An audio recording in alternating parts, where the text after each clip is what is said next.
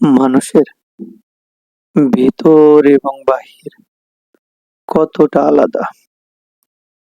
মনের ভিতরে একরকম চিন্তা হয় আর বাহিরে প্রকাশ করে অন্যরকম।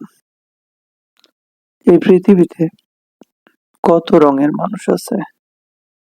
সেই মানুষগুলো কেউ ভালো, কেউ আবার খারাপ। দিন শেষে মানুষ বলেই আমরা তাদেরকে পরিচয় করিয়ে দিই।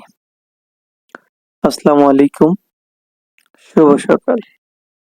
আজ 6 ফেব্রুয়ারি 2026 খ্রিস্টাব্দ, 23 মাঘ 1432 বঙ্গাব্দ, 17 শাবান 1447 হিজরি।